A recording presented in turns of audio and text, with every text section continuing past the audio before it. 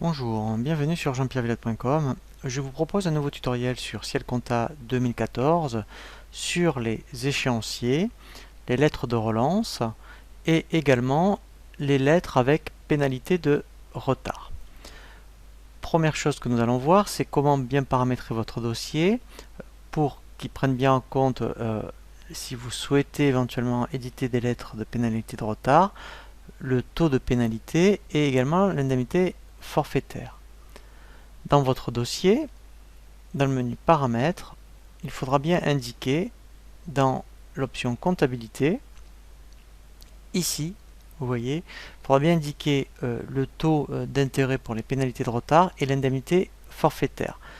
Nous verrons ensuite comment, effectivement, en fonction de ces paramètres, éditer une lettre avec les pénalités de retard. Une fois donc que vous avez indiqué ces informations, il faut absolument que dans le plan comptable, au niveau de vos fiches clients, donc si je prends ici une fiche client, il faudra bien indiquer donc ici l'échéance, comme ça effectivement pour savoir si vous voulez tenir des échéanciers clients et fournisseurs, il faudra systématiquement que la colonne échéance soit renseignée. Donc soit elle sera renseignée manuellement quand vous allez saisir comptablement la facture, ou lorsque vous serez dans l'onglet client, ici vous voyez dans échéance, eh bien vous allez renseigner, alors si c'est un paiement en réception, ou si c'est à 30 jours net, 30 jours fin de mois par exemple, vous voyez donc si c'était 30 jours fin de mois, je coche 30 jours, ici je mets fin de mois, et ça pourrait même être fin de mois plus le 10, le 5, voilà. Et ici, vous avez après un exemple. Donc là, je vais laisser à réception, mais il faudra absolument l'indiquer. Donc si vous l'indiquez ici, automatiquement, l'échéance va se calculer lorsque vous allez faire la saisie. Il faudra bien sûr indiquer les coordonnées, comme ça, si vous éditez des lettres de relance ou des lettres de pénalité de retard, eh bien, il va bien mettre l'adresse du client. Dans l'onglet options, bien sûr, il faudra s'assurer que le compte est lettrable, puisque pour que au niveau des pénalités de retard ça soit bien pris en compte, il faudra lettrer le compte. Et enfin, vous voyez dans l'onglet relance, là nous verrons que effectivement il faut cocher relance autorisée, et nous verrons après comment effectivement pratiquer des lettres de relance. Donc une fois que vous avez indiqué toutes ces informations, alors par contre, effectivement, pour les fournisseurs, il faut faire la même chose, au moins pour les échéances, puisque si après vous voulez avoir pour votre trésorerie un échéancier fournisseur et un échéancier client, bien sûr, au niveau des plans de compte fournisseur, dans ce cas-là, là, ce qui sera vraiment intéressant, quel que soit le fournisseur, il faudra absolument que vous indiquiez ici l'échéance. Hein, voilà. Donc, une fois que vous avez fait toutes ces informations, là, on va voir les échéanciers. Donc dans le menu état, vous avez déjà échéancier.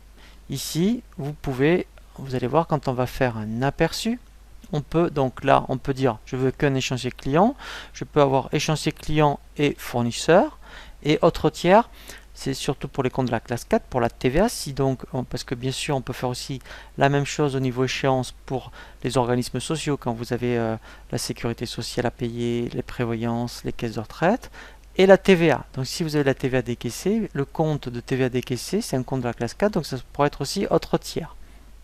Donc là, je vais faire exprès, je vais faire OK. Il va me donner vraiment toutes les échéances.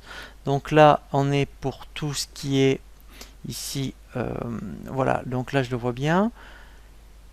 Donc au mois de septembre, là vous voyez c'est les fournisseurs. Voilà, donc là je vois bien tout ce qui est, vous voyez, donc les fournisseurs, voilà, donc là après, voilà, donc on est toujours dans les fournisseurs, donc là vous voyez c'est intéressant, c'est de la TVA à payer, là c'est les clients, là j'ai le client qui n'a pas payé, ici c'est vraiment tout ce qui va concerner les charges, et là, j'ai donc l'EDF, le téléphone, mais aussi la TVA. Donc voilà, donc là, vous voyez, si vous mettez des échéanciers, voilà, ben là je sais exactement ce que je dois payer au mois de septembre et au mois d'octobre. Donc, effectivement, à partir de là, alors, vous avez soit les échéanciers, c'est ce qui est le plus intéressant. Vous avez aussi ce qu'on appelle des balances âgées. Donc là, les balances âgées, vous allez voir, on va avoir les soldes. Voilà. Donc là, mettons, alors on va prendre plutôt à partir du 2014. Alors, on va prendre, mettons, au mois d'octobre. Voilà. Et là, donc je peux modifier les intervalles.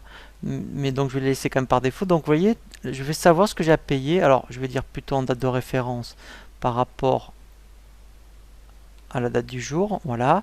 Et là, il va me dire, ça va être les soldes, tout ce qui arrive à partir du 10 octobre, entre 1 et 30 jours, 31 et 60 jours, etc., etc. Donc là, je vais bien l'avoir. Je peux l'avoir donc pour les comptes clients. Et après, je pourrais faire la même chose pour les comptes fournisseurs. Donc là, quand je fais OK, voilà. Donc là, je vais avoir un état. Donc là, voilà. Donc là, ça me dit pour le client Delta Distribution, donc il me doit une facture de 200 € qui est compris, voilà, entre le 10 et le 9 novembre, donc dans les 30 jours. Donc si j'avais eu d'autres échéances, elles seraient réparties ici. Alors après, bien sûr, j'ai la même chose pour les fournisseurs. Donc là, par contre, je vais faire exprès de laisser 2013. Hein, c'est pour vous. Alors là, je vais dire plutôt, je vais prendre plutôt 2013. Comme ça, au moins, on aura des valeurs. Voilà. Et là, si je prends donc les comptes fournisseurs, voilà. Donc on va voir. Voilà. Donc là, c'est normal, c'est échu. Voilà. Donc là, admettons, je vois, donc c'est bien au-delà des 90 jours pour tout ce qui est EDF et Orange. Donc ça, c'est vraiment très intéressant de lancer ces deux éditions, échéancier et balance âgée. Après, effectivement, nous allons voir, donc par rapport aux clients, on veut sortir les lettres de relance pour les clients dont l'échéance est dépassée. Dans le menu traitement, vous avez relance. Alors, on peut modifier déjà les niveaux de relance. Donc, si au niveau des courriers, vous voyez, donc vous voulez quelque chose de plus personnalisé. Donc là, c'était la relance 1. Il suffit de double-cliquer dessus. Et là, il va nous ouvrir un petit traitement texte et vous modifiez le contenu. Vous pouvez faire après la même chose. Donc là, je mets non. Après, vous pouvez faire la même chose pour le relance 2 et relance 3. Ensuite, donc, on va lancer les relances clients. Donc là, je clique sur relance client. Et là, je vais lui dire, à partir d'aujourd'hui, voilà, je veux éditer mes lettres de relance. Donc, je pourrais choisir un seuil, c'est-à-dire que je voudrais relancer que les échéances qui sont en retard, mettons, à partir du 10 octobre, mais mettons à peu près 10 jours. Voilà. Mais là, je vais laisser 0 pour qu'il m'en propose. Je peux dire je veux tous les clients ou je peux cibler certains clients. Voilà. Et je veux, admettons, donc, soit la lettre de la relance 1 ou après dire, ben voilà, je veux la 2 ou la 3. Donc là, je vais laisser la 1. Et ici, voilà, donc là, il me donne déjà les clients. Là, mettons, je sais que ceux-là, vous voyez, je les ai déjà relancés. Et celui-ci n'a jamais été fait. Alors je pourrais dire, mettons, je veux ici ne prendre que les clients qui n'ont jamais été relancés. Donc là, vous voyez, me garde bien que le dernier client. Donc si je veux faire ensuite la relance pour celui-ci, je fais aperçu. Voilà. Et donc là, j'ai ma lettre de relance.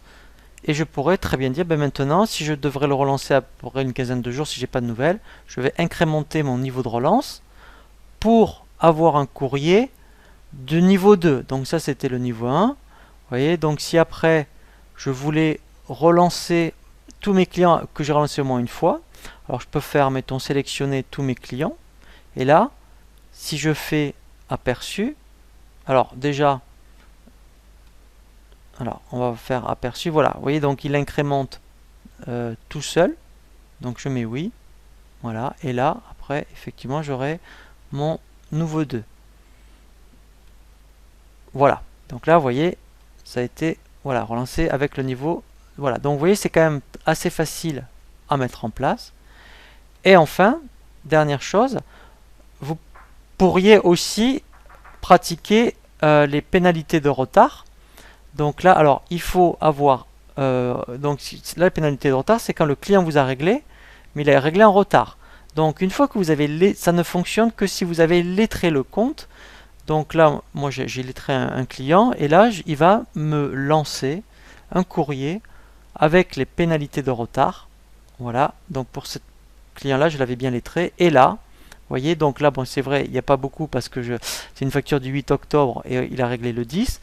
Hein, donc bien sûr, on le fait, mettons, quand il y a moins 15 jours ou 30 jours qui sont passés.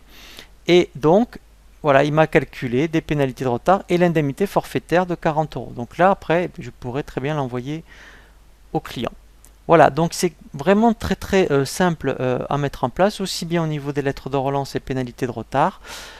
Je vous dis à très bientôt sur jeanpierreviette.com pour un nouveau tuto.